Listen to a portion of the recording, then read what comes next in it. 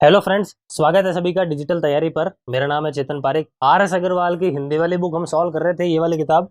इसके अंदर हमारा चैप्टर चल रहा है टाइम एंड डिस्टेंस। उसके अंदर पर्टिकुलरली पार्ट ए कर रहे हैं हम, जिसके अंदर ऑब्जेक्टिव सवाल होते हैं। उसके बाद हम करेंगे पार्ट बी, जिसमें सब्जेक्टिव सवाल आएंगे। इसका मतलब ऑप्शन ना हो उसमें।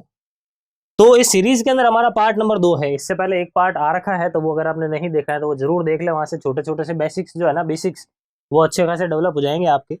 अब चलते हैं हम पार्ट नंबर 2 की तरफ। एज ऑलवेज एक एक सवाल हम यहाँ पे करेंगे, लेकिन उससे पहले आप ट्राई करोगे पॉज करके, ताकि आपकी अच्छी खासी प्रैक्टिस हो सके। अब बढ़ते हैं हमारे सवाल की ओर। देखो, इस वीडियो का पहला सवाल आ गया। ठीक है, तो ट्राई करें पहले। अब यहाँ पे समझे क्या कह रहा है सवाल।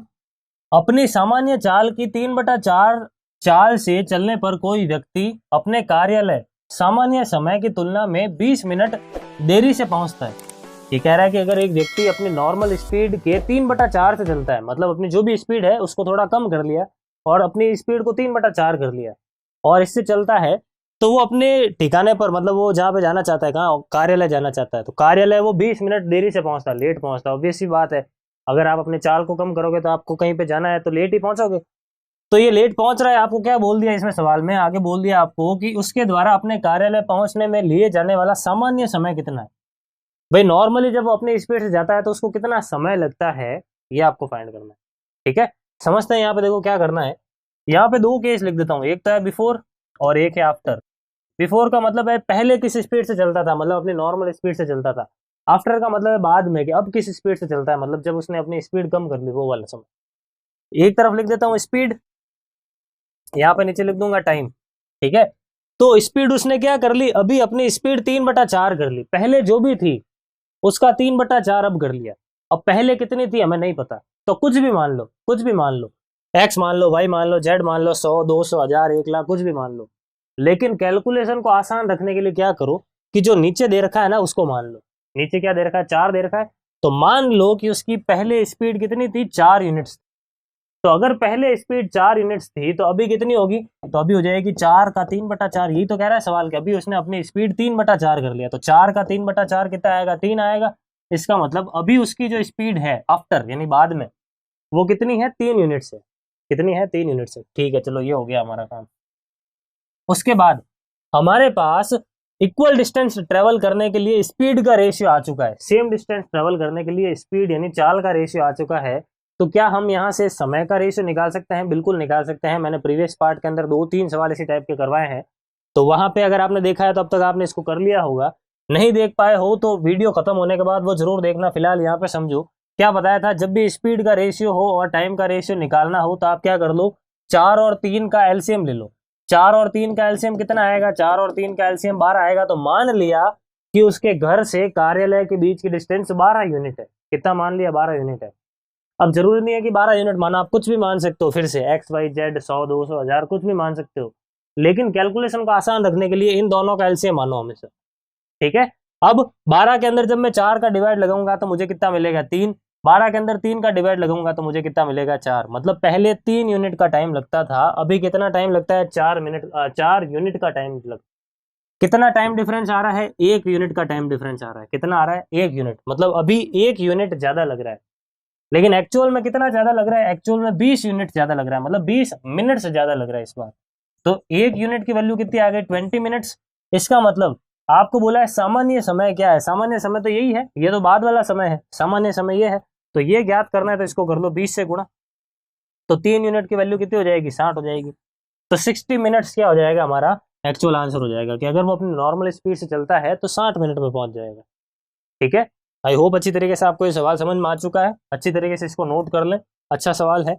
बढ़ते हैं आगे। आगे हमारा अगला सवाल ट्राई करें पहले पॉज करके।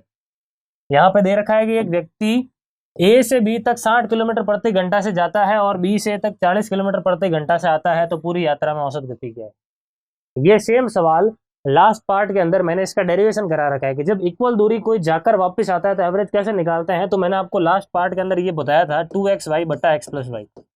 इसलिए मैं कहता हूं कि एक भी पार्ट मिस मत करो, एक भी क्वेश्चन को मिस मत करो, क्योंकि वहां पर छोटे छोटे से कॉन्सेप्ट मैं साथ साथ में बताते हुए चलता हूं। तो ये मैंने लास्ट पार्ट में बताया, तो अगर आपने देखा है तो आपको ये चीज पता भी होगी। ठीक है, अब सिंपल है, यहाँ पे वैल्यू रख लो बस। x की जगह 60 रख लो, y की जगह 40 रख लो, ये रख लो 40। इसको सॉल्व करना है। नीचे 60 और 40 रखेंगे, कितना आएगा? 100 आएगा। अब इसको सॉल्व कर लो। 20 से काटा 3 बार में, 20 से काटा 5 बार में, 5 से काट लो 8 बार में, सही है। 8 इंटू 3 24, 24 इंटू 2 कितना? 48। तो 48 किलोमीटर प्रति घंटा। ऑप्शन नंबर बी क्या हो गया हमारा करेक्ट आंसर। मात्र 2 सेकंड के अंदर आप इसका आंसर निकाल सकते हो। ठीक है, बढ़ते हैं आगे हमारे अगले सवाल की ओर। देखो क्या है, सिंपल सवाल था ये। नेक्स्ट क्वेश्चन आ गया है हमारे सामने।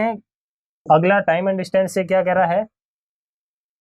विश्रामों को छोड़कर एक बस की गति 60 किलोमीटर प्रति घंटा है और विश्रामों सहित बस की गति 48 किलोमीटर प्रति घंटा है। प्रत्येक 1 घंटे में बस कितने समय विश्राम के लिए रुकती है, यह आपको ज्ञात करना है। ये कह रहा है कि एक बस है, एक स्थान से दूसरे स्थान पर जा रही है।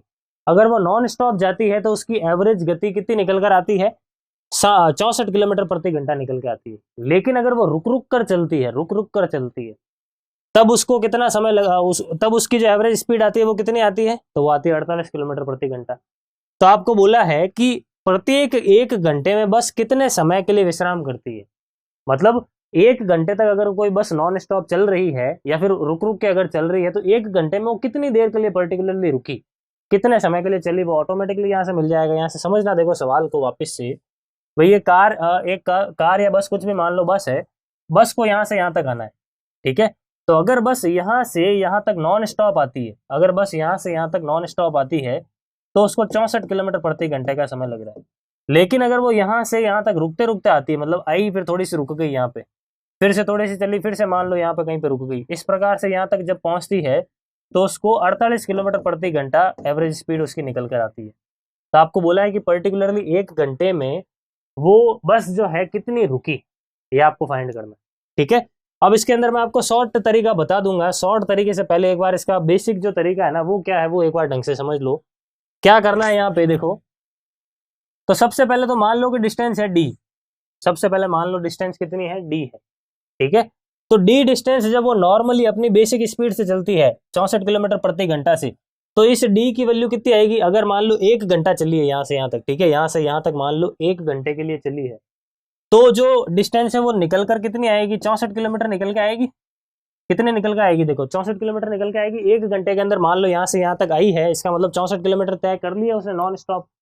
लेकिन अगर जब वो रुकते रुकते आई, जब वो रुकते रुकते आई, तो इसका मतलब उसको जो टाइम है ज्यादा लगा, इस बार टाइम ज्यादा लगा है। इसका मतलब देखो यहाँ पे स्पीड का फॉर्मूला क्या होता है? देखो स्पीड का फॉर्मूला होता है, स्पीड का फॉर्मूला होता है डिस्टेंस अपॉन टाइम। स्पीड उसकी 48 किलोमीटर प्रति घंटा निकल कर आई है, क्योंकि वो रुक रही थी रास्ते में। डिस्टेंस तो उसने 64 की 64 ट्रेवल की है यहाँ से यहाँ तक। भाई मान लिया 1 घंटा लगा यहाँ से यहाँ तक आने में पहले, तो डिस्टेंस यहाँ से निकाल ली 64 किलोमीटर प्रति घंटा, 64 किलोमीटर। तो डिस्टेंस तो 64 की 64 है, लेकिन जो टाइम है ना, टाइम वो थोड़ा ज्यादा है। पहले टाइम कितना लग रहा था? यहाँ से यहाँ तक आने में 1 घंटा लग रहा था। इस बार 1 घंटा तो लग ही रहा है, इसके अलावा कुछ समय और लग रहा है, टी समय और लग रहा है। मान लो टी समय और लग रहा है, क्योंकि टी समय वो रास्ते में कहीं पे रुक गई थी बीच में, मान लो जहां जहां पे वो रुकी थी, तो रुकने वाला कुल मिलाकर समय मान लिया वो टी है। तो बस इस चीज को सॉल्व करना है, हमारा आंसर आ जाएगा। ठीक है, इस चीज को सॉल्व करना है, हमारा आंसर आ जाएगा। तो यहाँ पे क्या करना है आपको, देखो ये जब इस तरफ आएगा, या फिर इसको पहले थोड़ा सिंप्लीफाई कर लेते हैं। 16 से काटा 3 बार में कट गया, 16 से काटा 4 बार में कट गया। ठीक है, ये जब इस तरफ आएगा तो कितना मिलेगा? 3 + 3t, और ये जो 4 है वो तो अपनी जगह पे ही है, सही है। ये 3t जब उस तरफ चला जाएगा, या फिर इस 3 को मैं उस तरफ भेज देता हूँ, सही रहेगा। तो 3t की वैल्यू कितनी आ गई? 4 - 3 करने पर 1। यहाँ से t की वैल्यू जो है वो कितनी आ गई? तो t की वैल्यू आ गई 1/3। कितनी आ गई? 1/3। 1/3 का मतलब कितना होता है? 1/3 देखो, ये जो निकल के आया है ना 1/3, ये घंटे के अंदर निकल के आया है। सारा ऑप्शन मिनट के अंदर है, तो घंटे को मिनट में चेंज करने के लिए हम क्या करते हैं? 60 से मल्टीप्लाई करते हैं। तो यहाँ पे 60 से मल्टीप्लाई कर दिया, कितना मिल गया? 20 मिनट। इसका मतलब वो जो बस है 1 घंटे में कितनी जगह, कितने मिनट के लिए रुकती है? तो 20 मिनट के लिए रुक। तो हमारा आंसर क्या हो जाएगा? ऑप्शन नंबर ई हो जाएगा। आई बात समझ में? इस तरीके से करना है सवाल को।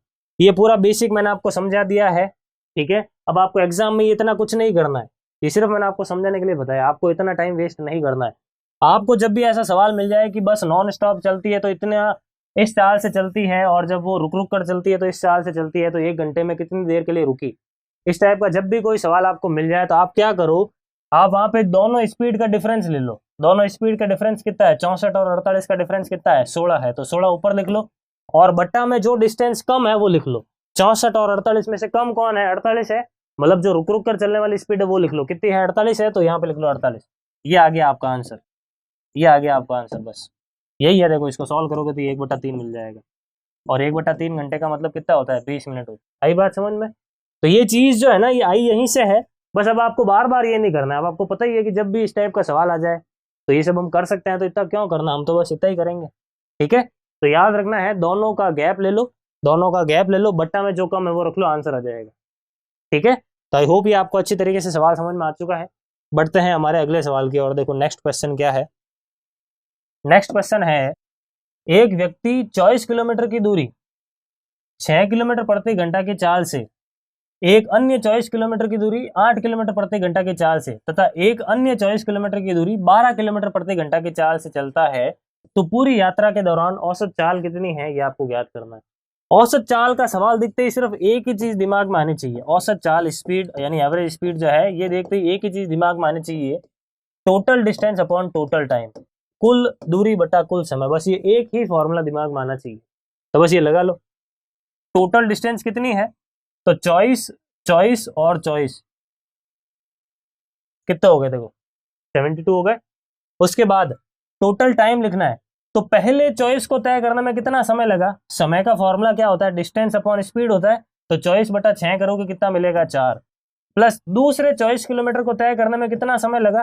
तो डिस्टेंस अपॉन स्पीड कर लो, तो 24/8 करोगे कितना आ गया? 3।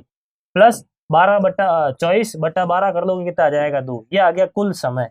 इसको सॉल्व करना है, यहाँ पे लिख लो 72, और 4 और 3 7, 7 और 2 कितना हो गया? 9। कितना आ गया? 72 में 9 का भाग लगाने पर 8।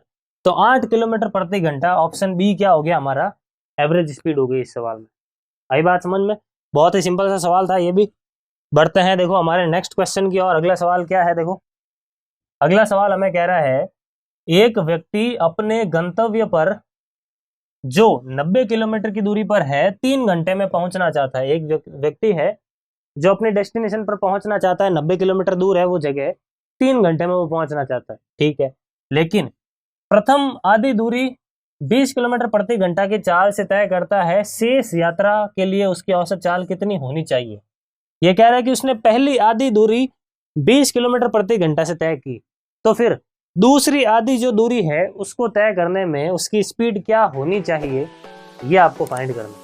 ठीक है, तो समझना यहाँ पे पहली आधी दूरी का मतलब क्या है भाई? 90 में से 45 किलोमीटर, यानी उसने 45 किलोमीटर 20 किलोमीटर प्रति घंटा की चाल से तय किया, तो टाइम कितना लगेगा उसको पहली आधी दूरी तय करने में? डिस्टेंस अपॉन स्पीड, डिस्टेंस कितनी? 45 बट्टा स्पीड कितनी है पहली आधी दूरी के लिए? 20 किलोमीटर प्रति घंटा है। यहाँ से टाइम निकल कर आएगा, देखो 5 से काट लो 9 बार में, और इसको 5 से काट लो 4 बार में। 9/4 कितना हो गया? 9/4 को इसको हम ऐसे लिख लें क्या? 2 सही 1/4, यानी आधी दूरी को तय करने में उसको 2 सही 1/4 घंटे का समय लग गया। मतलब 3 घंटे में से इतना समय तो उसको पहली आधी दूरी तय करने में लग गया। तो 3 घंटे में से जब आप इसको घटाओगे तो आपको पीछे कितना मिलेगा? 3/4 घंटे मिलेगा। कितना मिलेगा? 3/4 घंटे। तो बचे हुए 3/4 घंटे में उसको अब बचे हुए 45 किलोमीटर तय करना है। पहली आधी तो हो गई, अब सेकंड हाफ जो है ना 45 किलोमीटर वो तय करना है। तो स्पीड क्या होनी चाहिए? तो इस बार स्पीड का फॉर्मूला लगा लो। स्पीड का फॉर्मूला क्या होता है? Distance upon time. डिस्टेंस कितनी तय करनी है इस बार? तो डिस्टेंस तय करनी है 45, और कितना टाइम है हमारे लिए हमारे पास? तो टाइम है 3/4 का, तो 3/4 लिख दो, बट्टा वाला 4 ऊपर चला जाएगा, यहाँ पे लिख लो डायरेक्टली। इसको सॉल्व करना है, देखो 15 बार में काट लिया, 15 × 4 कितना हो गया? 60 हो गया। तो 60 किलोमीटर प्रति घंटा, यानी ऑप्शन सी क्या हो गया हमारा? करेक्ट आंसर हो गया। क्लियर है? बढ़ते हैं हमारे नेक्स्ट क्वेश्चन की और। देखो क्या है अगला सवाल। अगला सवाल हमारे पास आया है कि रमन अपने घर से पास के एक शहर में कार द्वारा 50 किलोमीटर प्रति घंटा की गति से गया और 45 किलोमीटर प्रति घंटा की गति से वापस आया। वापस आने में यदि उसे 1 घंटा अधिक लगा है, तो रमन के घर में से उस शहर की दूरी कितनी है, ये आपको ज्ञात करना है। देखो रमन जब गया तो 50 किलोमीटर प्रति घंटा से आया, लेकिन जब वो आया तब 45 किलोमीटर प्रति घंटा की चाल से आया। मतलब उसने चाल इस बार अपनी कम कर ली, तो ऑब्वियस सी बात है चाल अगर कम कर ली तो टाइम थोड़ा ज्यादा ही लगेगा पहले की तुलना में। तो आपको बोल रहा है कि भाई घर से जो दूसरा शहर है उनके बीच की डिस्टेंस कितनी है, ये आपको ज्ञात करना है। देखो यहाँ पे समझना, मान लो यहाँ पे उसका होम है, घर है, और यहाँ पे वो सिटी है, शहर है।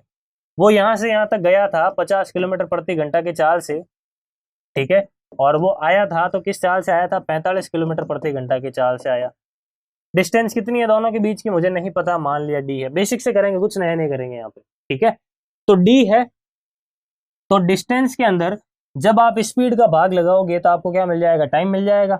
तो पहले जो टाइम लगा, ये वाला टाइम आ गया, पहले वाला जाने का समय ये आ गया, डिस्टेंस में स्पीड का भाग लगाते जाने का समय आ गया। तो पहले वाले समय से 1 घंटा ज्यादा लगा उसको अब, यानी अब जब वो वापस लौट कर आ रहा है, लौट कर आने में उसको कितना टाइम लग रहा है, तो वही डिस्टेंस कितनी, डी बटा स्पीड, आने की स्पीड कितनी, 45, वो यहाँ पे रख लो, ये 45। अब इसको सॉल्व कर लो, डी आ जाएगा। आई बात समझ में? तो इसको सॉल्व करना है, ये डी बटा 50 जब इस तरफ आएगा तो माइनस का हो जाएगा, ये डी बटा 50 यहाँ पे लिख लो कुछ इस प्रकार से, ठीक है। अब इसको सॉल्व करना है, अब आप चाहो तो इसको पूरा सॉल्व कर लो, नहीं तो 1 बाय 1 ऑप्शन पुट करके देख लो कि कौन सेटिस्फाई कर रहा है। जैसे मैंने क्या कर लिया, 225 रख लिया एक बार के लिए पहले डी की जगह, ठीक है। डी की जगह 225 जब मैंने रखा तो कितना मिलेगा, 225 में 45 का भाग लगाने पर 5 मिल रहा है, और 225 में 50 का भाग लगाओगे तो पॉइंटों में मिलेगा, और घटकर 1 तो नहीं मिलेगा आपको, मतलब 225 नहीं है। आई बात समझ में? तो इस प्रकार से आपको चेक करना है।